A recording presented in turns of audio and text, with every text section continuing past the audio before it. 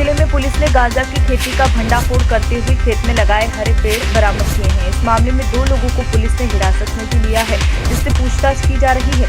सरई थाना के शिवगढ़ गांव में सरई गांव की पुलिस को गांजा खेती की सूचना मिली थी। सरई थाना प्रभारी सकधर द्विवेदी के नेतृत्व में पुलिस ने दबिश दी तो गांजे की खेती का पर्दाफाश हो गया।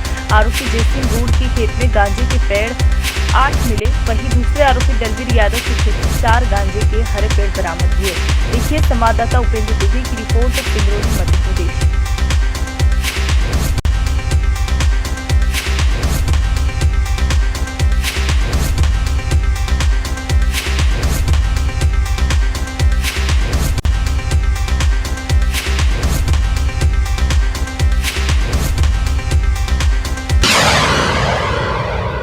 सिंगरौली जिले की शासन रिलायंस पावर प्लांट के अधीनस्थ कंपनी में कार्यरत मजदूर को डीजीएम के सहयोग के बदले में नौकरी से हाथ धोना पड़ा।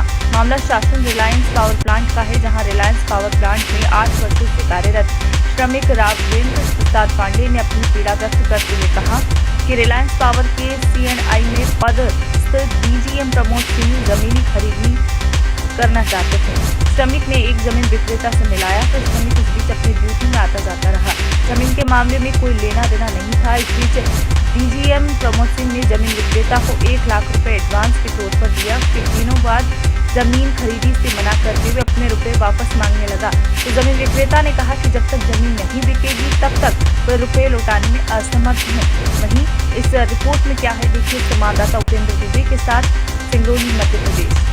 रिलायंस पावर कॉन्ट्रैक्ट में स्टार इलेक्ट्रिकल में ड्यूटी करते थे, जो कि रिलायंस के एम्प्लॉई प्रमोद कुमार सिंह द्वारा हमें नाजायज तरीके से पैसे की लेन देन और पैसा का झूठा आरोप लगाकर हमें कंपनी से बाहर निकाला गया। लेन देन में क्या मामला था? मामला ये था कि प्रमोद सिंह और मेरे गांव वाले लाल बहादुर पांडे जमीन ढोटी गांव में ज़मीन थी, उस ज़मीन को लेने के लिए प्रमोद सिंह ने लाल बहादुर पांडे जी से बात किया था।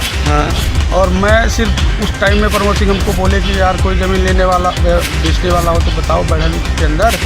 तो हमको मिले, वो गांव वाले भाई थे, तो बोले कि पांडे अगर कोई हो तो हम इन लोग दोनों को बस आपस में मिलाया था और बोला था कि पैसे का भाई लेन देन आप लोग कर लीजिएगा, क्योंकि आप मेरे अधिकारी हो। आपके मन में ये ना हो कल कि कहीं राघवेंद्र पांडे दलाली कर रहा है या पैसा खा रहा है। मतलब आप जो अधिकारी हैं, क्या नाम है इनका? इनका प्रमोद कुमार सिंह। जमीन लेना चाह रहे थे? जमीन लेना चाह रहे थे। तो इनको आपने किससे मिलवाया था? जमीन वाले से? सिर्फ हमने लाल बहादुर पांडे से मिलवाया।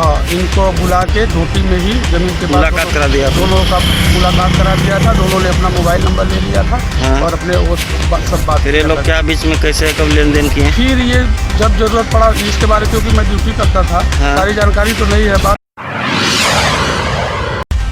सिंगरौली के बेड़न कोतवाली थाना क्षेत्र में उस वक्त हड़कंप मच गया जब सदगुरु कृपा लॉज के कमरे में बेड पर युवक का शव पड़ा मिला। सूचना मिलने पर पुलिस मौके पर पहुंची। कोतवाली पुलिस ने शव को कब्जे में लेकर पोस्टमार्टम के लिए भेज दिया। बेड़न रामलीला मैदान के पास स्थित सदगुरु कृपा लॉज में 30 वर्षीय युवक की शव मिलने से सनसनी फैल गई। बताया जा रहा है कि मृतक अरुण कुमार उम्र 30 वर्ष चेन्नई का रहने वाला है, जो 15 तारीख को सदगुरु कृपा लॉज का कमरा नंबर 8 में पहुंचा था। होटल मालिक ने क्या कहा है, देखिए इस रिपोर्ट में। संवाददाता उपेंद्र दुबे के साथ, सिंगरौली, मध्य प्रदेश।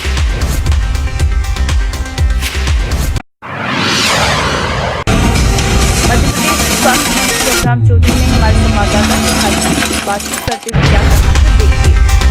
उन्होंने कहा कि शिवराज सरकार कोरोना का जंग लड़ रही है और कोरोना के साथ साथ मध्य प्रदेश का उपचुनाव की जो जंग है वह भी हम जीतेंगे। स्वास्थ्य मंत्री खुद पूर्व में कोरोना पॉजिटिव हो चुके हैं। ऐसे में उन्होंने संवाददाता ब्रजेश तिवारी से बातचीत की और कोरोना से लेकर राजनीतिक मुद्दों के बारे में उनसे जानकारी लेते हुए क्या कहा है, देखिए इस रिपोर्ट। धन्यवाद सर। हाल ही में आप कोरोना से जंग जीत कर आए हैं। जब आपको ये मालूम चला कि कोरोना की आपकी जो रिपोर्ट है वो पॉजिटिव आई है, उस समय आपकी क्या प्रतिक्रिया थी और आपने अपने आप को कैसे संभाला?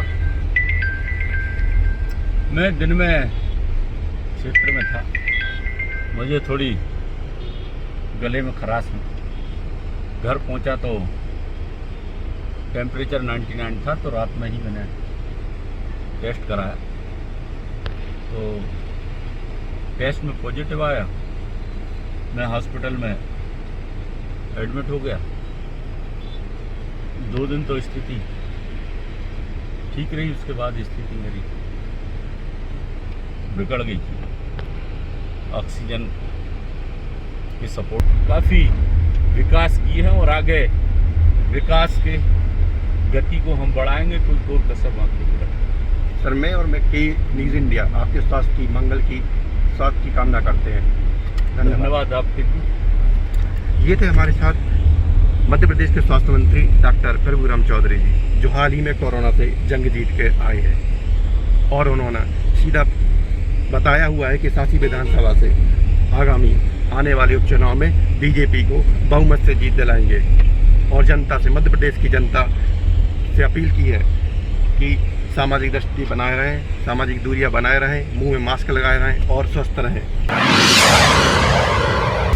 वहीं अब बात करेंगे उत्तर प्रदेश के बरेली जिले की, जहां बरेली में नशेड़ी मेडिकल छात्र ने अपनी पत्नी की पीट कर हत्या कर डाली। आरोपी पति पुलिस की हिरासत में है। युवती के परिवार के और 4 लोगों के नाम से तहरीर थाने में की गई है। मिली सूचना के अनुसार बरेली के बहेड़ी कोतवाली ग्राम के दौलतपुर में मेडिकल का छात्र राजू अपनी पत्नी को पीट कर जान से मौत के घाट उतारने में कामयाब रहा। दरअसल बहेड़ी थाना क्षेत्र के दौलतपुर में राजीव अपनी पत्नी से मायके वालों से 2 लाख लेकर आने को कह रहा था। इसी बात को लेकर पति पत्नी में कहासुनी हो गई। देखिए संवाददाता दीपक कुमार की रिपोर्ट, बरेली उत्तर प्रदेश। एक शादीशुदा पति पत्नी है, उसमें उसकी जो पत्नी है उनकी मृत्यु संदिग्ध अवस्था में हुई है और क्योंकि शादी को 7 साल से कम हुए हैं, इसलिए 304B जो कि दहेज मृत्यु के अंतर्गत इसमें मुकदमा पंजीकृत किया गया है और इसमें पोस्टमार्टम के लिए शव को भेज दिया गया है। साथ ही साथ इसमें मुकदमा पंजीकृत भी किया जा चुका है और अभियुक्त को भी गिरफ्तार किया जा रहा है।